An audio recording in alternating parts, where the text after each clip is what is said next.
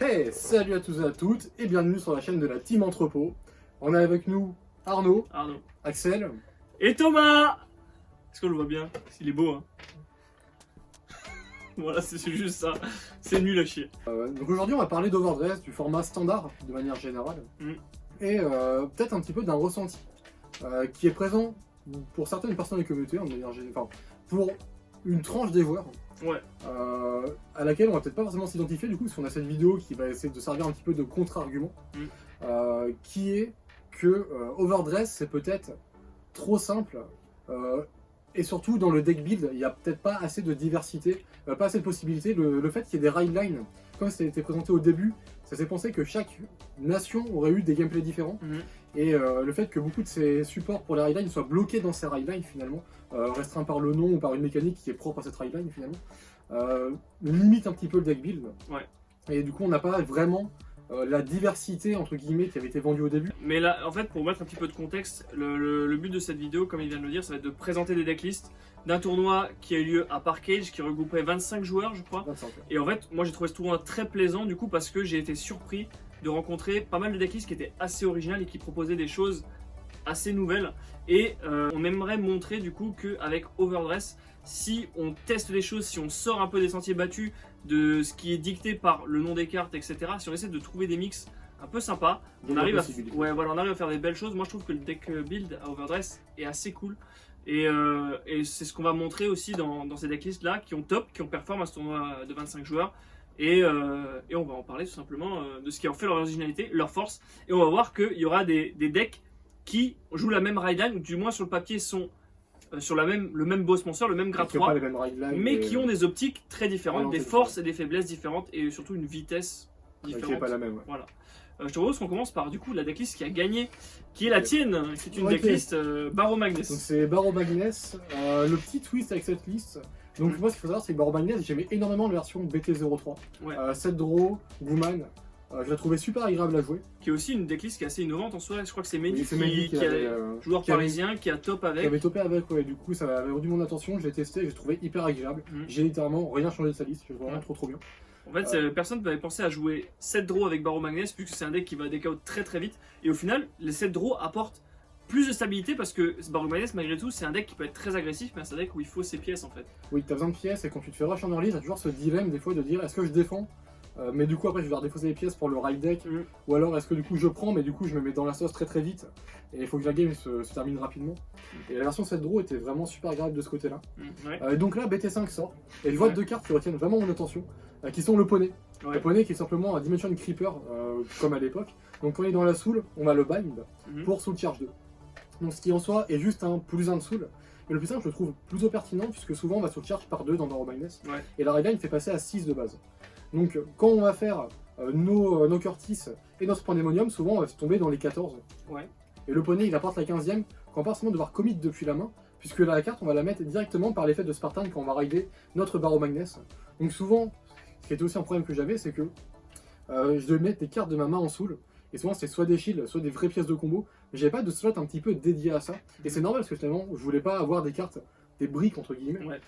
Chose qui pour moi va être complémentée avec la deuxième carte qui est Amazing Frost, donc le grade 2. Donc j'ai vu cette carte Amazing Frost qui sur le papier est juste un 0 de soul, parce que quand elle est placée, on soul blast 1, on pioche 1, et ensuite on met une carte de la main dans la soul.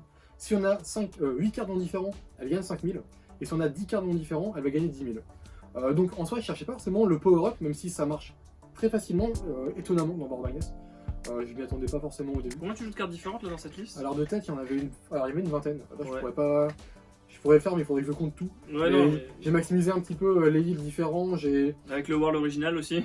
Qui apporte un vrai plus. Du coup pour le coup était vraiment très intéressant. Et techniquement si j'avais vraiment voulu pousser j'aurais même pu mettre le nouveau heal de la BT5 qui avait un effet supplémentaire, mais je voulais pour l'instant garder les heals à 15. Mais du coup ce que j'aime bien avec Frost c'est qu'en soi c'est une carte qui va aider à piocher dans le deck. Certes elle fait pas de plus en soul par elle-même. Du coup c'est là que le poney peut également fonctionner avec Frost en plus. Mais du coup on soul blast un truc dont on n'a pas besoin, on pioche une potentielle pièce de combo, on se débarrasse d'une carte dont on n'a pas besoin. Et surtout ce que j'aime beaucoup c'est qu'on doit pas mettre en soul puis piocher, mais on pioche et ensuite on se débarrasse. Donc si on pioche un truc qu'on n'aime pas, on peut le dégager. Et ce que j'aime en plus avec cette carte, au final, après des tests, c'est que le plus 5000 ou plus 10 000 viennent assez facilement. Donc c'est également un très bon tapeur à colle sur Barrow Magnus, parce que cette liste ne joue pas de Quagra. ni de Swirler. Ouais. Donc ça c'est vraiment un choix. Le problème que j'ai avec Swirler, c'est que je trouve que passer le T3, bah, il fait plus rien. Oui, dans Magnus, Il est rentré glace canon. Et du coup, bah, si t'arrives pas à tuer très rapidement, après t'as des cartes qui sont mortes. Ou si tu veux du power-up, t'es obligé de saut charge. Et c'est pas un truc que tu veux faire forcer trop la saut charge. Ouais. Donc vraiment le combo poney Frost, moi j'aime beaucoup. En plus le poney on peut aussi également des fois le soul charge juste aléatoirement, ça peut arriver. Et bah, un poney aléatoire plus un dans la main, bah, c'est 2 de soul qu'on a pris sans avoir aucun skill à côté. Ouais. Et j'ai juste pour finir les 7 crits, puisque je trouvais les crits importants dans Board Magnus et surtout je voulais piocher des shields. Puisque bah, les draws me faisaient peur, et ce que j'aime pas avec les draws c'est quand je suis des fois en late, je dois vraiment calculer par rapport au nombre de draws qui reste, et s'il en reste un petit peu trop, ça peut un petit peu m'handicaper. Ouais, parce que tu peux temporiser la fin du deck, mais qu'avec des normal nits. C'est ça, et ça coûte des fois un peu des CB, il faut bien timer les Queen Lonely, tout ça. Et au final, franchement, je regarde vraiment pas, parce que les crits c'est des shields à 15, les fronts c'est des shields à 20, et c'est très important en early game, je trouve. Ok, et ensuite on passe à la liste suivante, qui est une liste overdress. Ah, c'est la liste de Thomas. Ouais. La liste de Thomas, on aurait bien aimé qu'il en parle, mais au final, on va passer assez vite dessus. 4 Mar, 4 Esperida, ouais. Et là, je veux aussi 4 Verina de base. Du coup, Thomas, je peux en parler un petit peu. C'est que ce qu'il m'a dit, c'est qu'il aimait pas les grades 3, parce que lui, il aime pas Valiente, il aime pas Expecta, parce que ils sont pas live en early game, visiblement. En fait, ce qu'il aime, c'est pouvoir rush avec le deck. En plus, ce qui est bien avec le. Alors, Erger.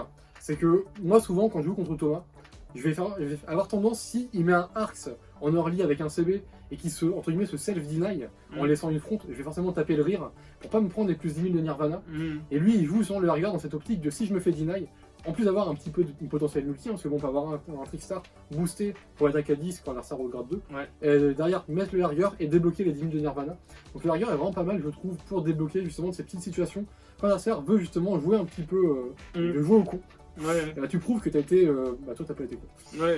Et bah, après, Mar Asperida qui sont les meilleures cartes de la BT4 en fait, je pense. Donc, plus le gradin, bien sûr. Petit Trickstar en starter. Ce qui le désavantage un peu quand il joue deuxième. Mais bon, là, comme du coup, avec Festival Collection qui est là, il y a Amelia qui arrive et qui va lui donner un play pour les deuxièmes. Le Trickstar va peut-être laisser la place à Dragon Egg pour vraiment value et aller chercher. Parce que Amelia, mine de rien, tu vas utiliser un CB, tu vas utiliser une carte de ta main, tu vas l'envoyer elle en dessous, donc tu fais un solide -2 pour aider Mara. Après tu récupères avec le triple drive, c'est ça. Mais au final, la petite draw en plus peut t'aider à débloquer ce combo là et te permettre de compenser. Je suis toujours un peu mitigé sur ça, je peux comprendre qu'il y a du choix, dans Empire, dans le contexte vidéo on peut jouer Dragon Egg, on peut jouer Trickstar, on peut jouer Trickmoon également. Et ça c'est vrai qu'il y a des Nico jouait Trickmoon dans ce tournoi. Je sais que Pierre aussi joue Trickmoon. Il le joue aussi à Mouveau du coup, Nico Trickmoon, donc bon, il est habitué du Trickmoon. Et c'est Pierre je crois qui lui a dit de jouer ça. Mais en vrai c'est pas mal. Je pense qu'on peut passer là sur cette liste. Moi je pense que c'est un peu rapide. Liste qui est arrivée. Alors ça c'est Alex qui a fini 3ème ou 4ème du coup. Il a fini 4ème. Du coup qui jouait Flagberg. Puisque Flagberg c'est un très bon deck je trouve en BT5.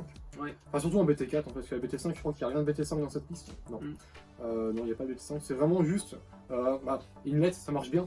Inlet c'est fort. Et du coup son deck pour l'avoir affronté, c'est un deck qui est plus basé sur du coup la Rayline on la voit, c'est Roroa. Donc ça va pouvoir permettre de rush early sans commit. Et derrière il a des cartes qui prennent du power up. Parce qu'on peut voir du coup le grade 2 dont je vois pas très bien le nom. Et qui en gros se retire pour mettre plus 10 000 à une unité. Et du coup l'idée c'est de dire que même si on n'a peut-être pas le personnage, ou même en plus en personnage, c'est des cartes qui vont pouvoir restand avec du power up.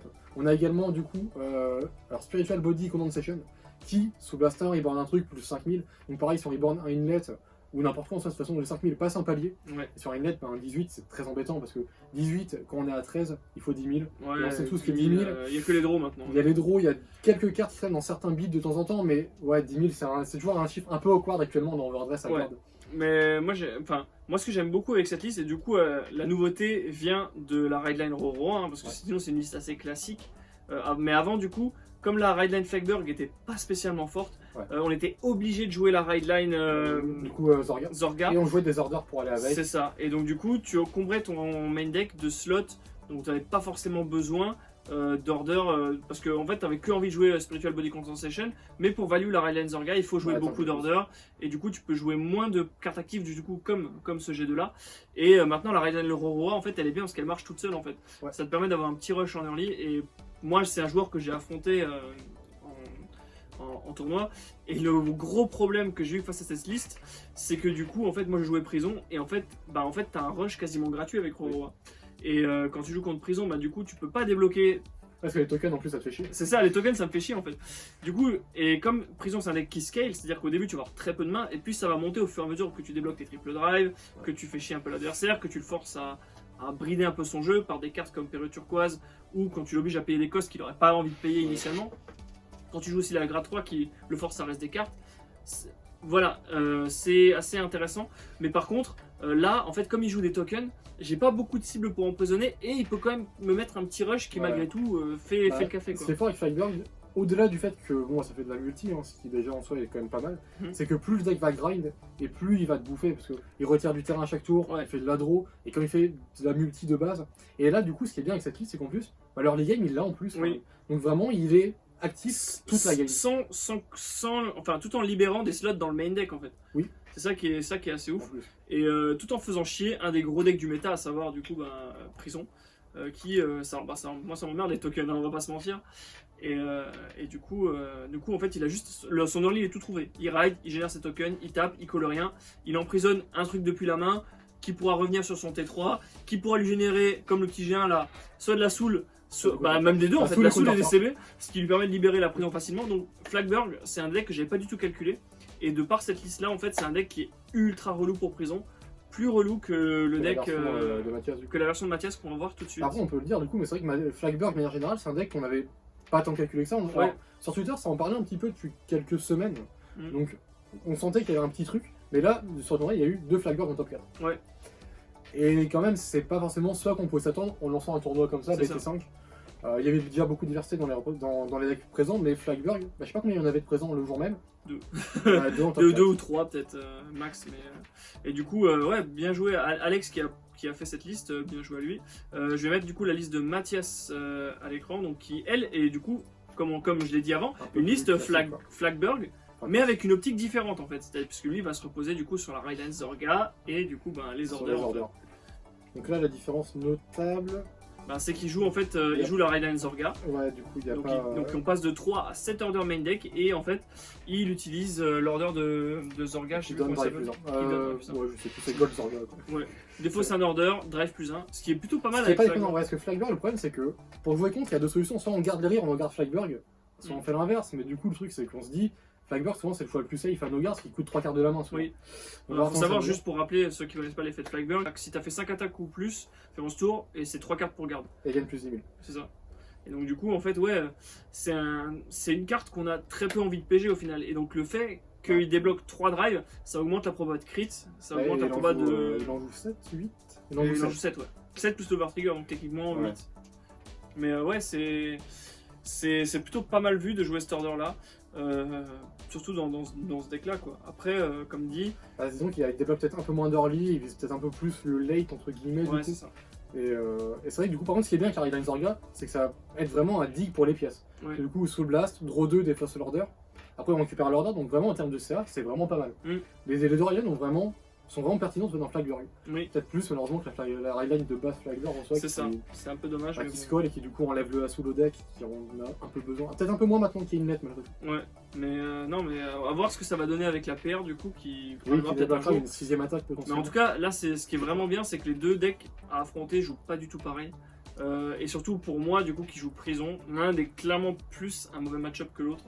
Du coup alors ma liste prison, donc c'est une liste prison qu'on voit pas souvent puisque en fait... oui, je vois 2 techs intéressantes.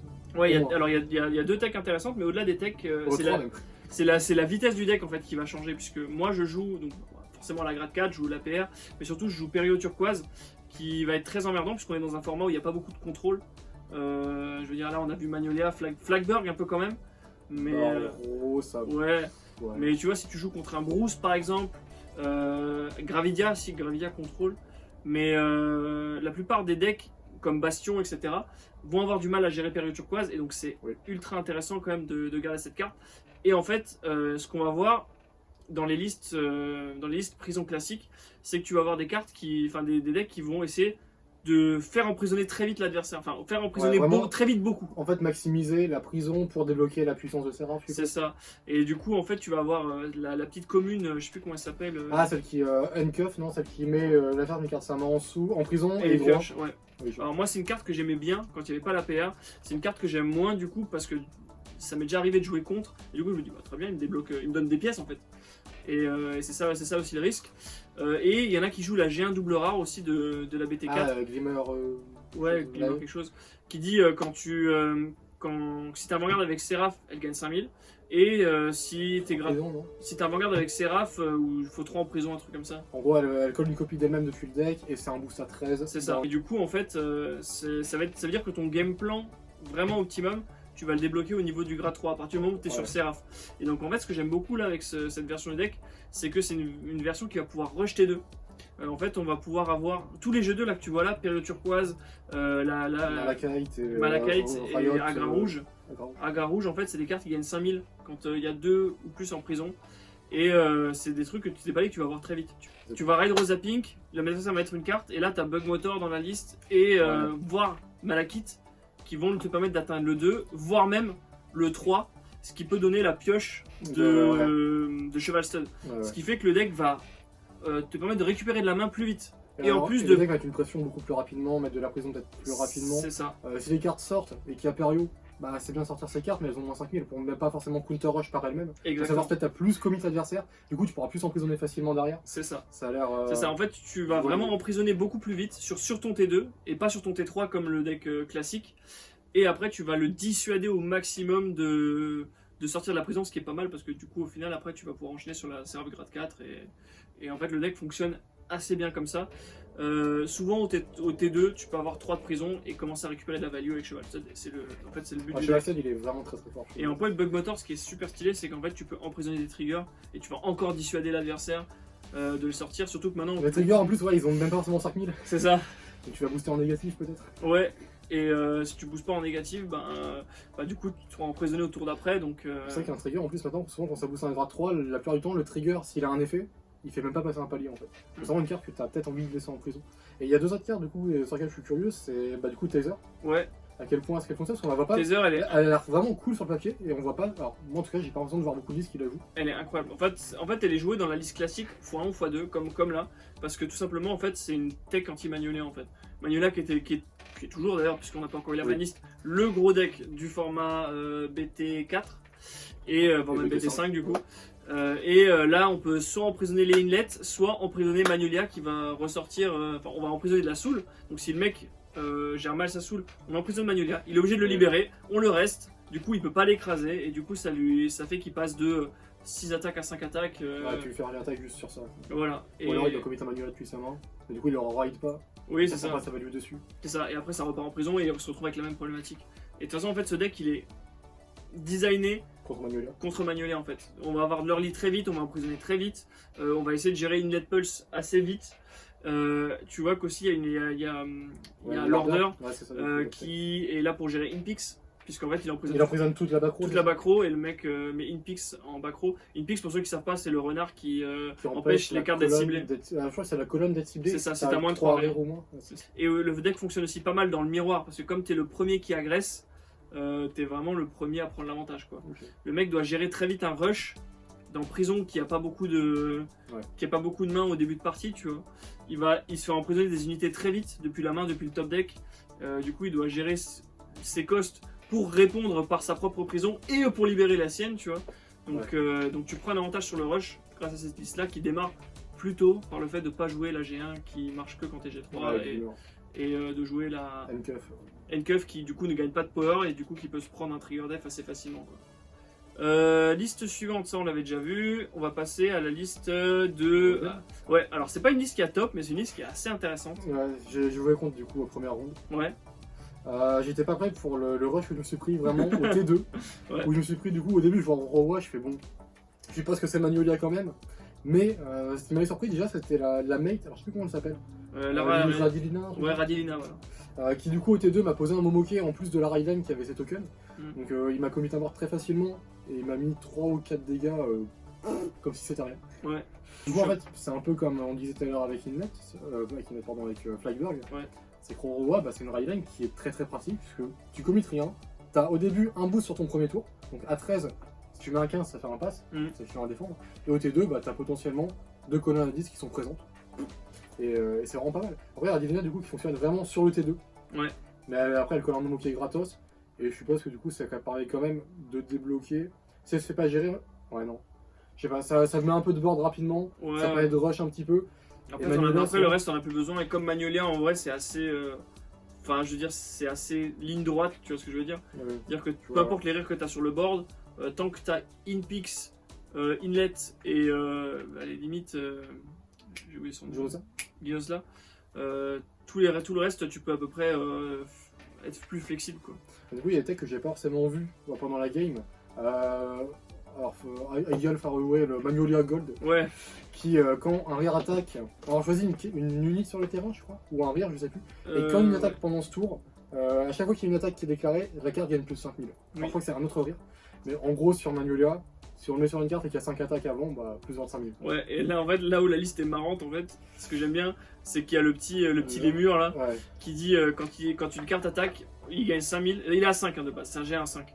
Donc avec Magnolia, il est à 10. Quand une carte attaque, il gagne 5000 et après on peut payer un CB pour qu'il gagne 10 000 à la place. Et donc là où c'est marrant, c'est qu'en fait Magnolia, c'est pas un deck qui va beaucoup utiliser ses CB. Et du coup, il a fait des tours, Ruben qui joue cette liste, ouais, où il a fait un lémur à 115k. Donc en fait, c'est juste l'intérêt de cette liste, c'est juste de faire le lémur à 115k, c'est ça qui était trop drôle en fait. Parce que du coup, on met un Ideal from Far West sur Ginosla. Ginosla qui transfère sa puissance sur le lémur qui va gagner 10 000 à chaque attaque. Ça coûte beaucoup de CB, mais c'est rigolo. Après, on n'est même pas obligé de faire des CB sur les lémurs, techniquement. Tu peux dire qu'il y a une attaque qui gagne 5000. De base, il est à 10, il y a le Magnolia grade 4. Ouais. 1, 2, 3, 4 attaques. Bon, déjà, il est à 30. Ouais. Sans truc à côté. Donc en vrai, ça peut monter assez vite malgré tout. C'est marrant. Ouais, en vrai la liste est marrante de par la présence de. Les murs, Radilina, Ideal Faraway. C'est ça. En vrai, c'est quand même. En vrai, c'est ultra stylé, je trouve, comme liste. C'est beaucoup trop marrant et ça peut prendre au dépourvu, du coup, les gens qui connaissent pas forcément. Tu t'attends forcément quand tu vois Radilina au T2 contre Manuel, tu te demandes ce qui se passe. Ouais. J'avoue que vraiment. Non, là pour l'instant, tu dis, oh, c'est cool, il joue Roroa. Et je me suis vraiment dit à un moment, je vois écrire Radilina, je suis en fait, il joue Roroa ou quoi? Non, en vrai, franchement, c'est drôle. Et ça montre qu'on peut sortir des listes Magnolia préconstruites et expérimenter, même avec des cartes qui ont le glitter en fait. Oui, mais le glitter qui peut être. Qui empêche pas, les cartes ont 2 effets malgré tout.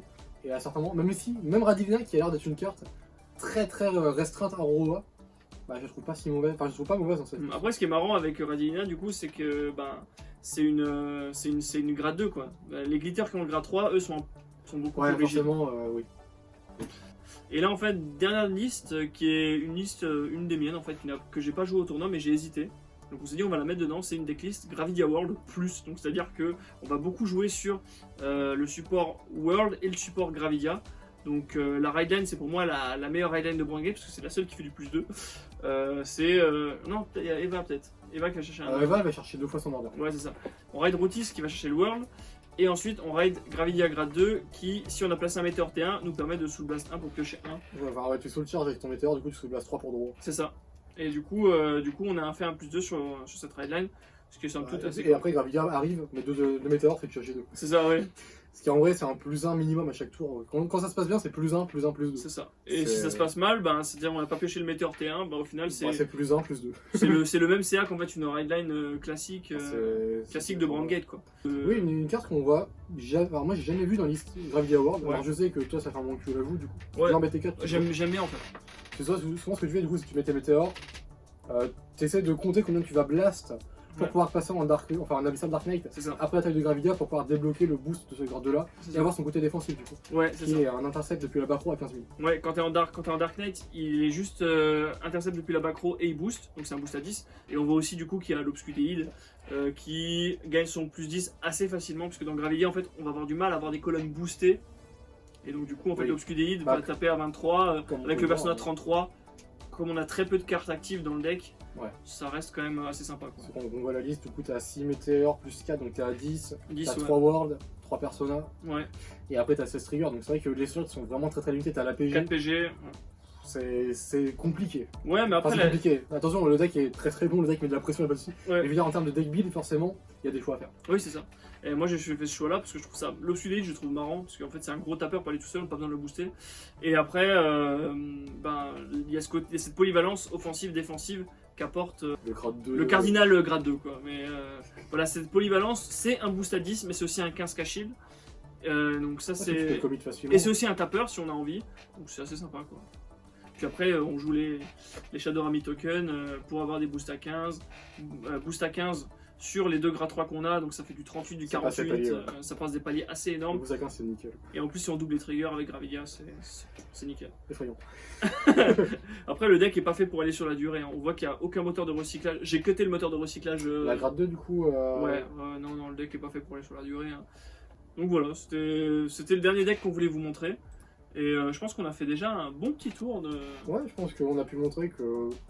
Bah, il y a des listes qui, plus on va avancer, plus on va avoir de la diversité possible. Ouais. Là, on est à la BT5, malgré tout, on reste à un peu plus d'un an d'overdress, je crois. Ouais. Et il y a quand même de quoi faire. Donc, Ouais, je pense que là, même si le format va être un peu long jusqu'à la BT6, je pense qu'on a encore plein de choses à explorer. Et Oui. sinon, au pire, on jouera AV et en premium. Mais là, pour moi, le format, il est très satisfaisant pour quelqu'un qui recherche du deck building dans Overdress. Je suis complètement d'accord. Alors, on va voir un petit peu dans une semaine, on a la banlist, à quel point les decks vont devoir s'adapter par rapport à ça. Du coup. So, Ruben nous avait dit également dans sa liste que le but c'était aussi de constater ces trucs pour quand Inlet sera plus là. Ouais. Et là, qui parle déjà de rejouer Manuela G3 avec, pour pouvoir continuer à jouer Inlet et jouer le renard Daimaru, je crois. Daimaru, qui Daimaru, permet ouais. de faire des attaques depuis là-bas. C'est ça, et après tu pourras rejouer du coup l'order Quality Allegiance Ah qui oui, permet qui de. permettra vraiment de faire Rebound du 2, 2 à voilà. chaque fois. Du coup. Donc voilà, les listes vont s'adapter à la banlist et même si le combo le plus fort de Manuela est touché, c'est pas pour autant qu'on pourra pas rejouer Manuela grade 4 et pas pour autant qu'on pourra pas rejouer Manuela grade 3 Avec Inlet du coup. avec Inlet. Donc en vrai, à voir. Mais je pense que là, du coup, on va conclure. Ouais. Et vous remercie d'avoir regardé cette vidéo. J'espère qu'elle vous aura intéressé.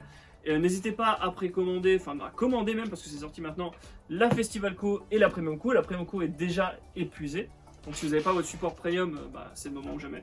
Et la Et- BT5 aussi. La BT5. Pour avoir un deck Eva. Ou avoir un deck Tegrea. Mais voilà, j'espère que ça vous aura plu. N'hésitez pas à laisser un commentaire sur la vidéo, à vous abonner, à mettre un pouce vers le haut et à nous rejoindre au tournoi par Cage où on est régulièrement. Oui, pour, sur Discord aussi. Voilà. Donc tous les liens sont dans la description. Merci à tous. C'était la Team Entrepôt. Salut! Ciao.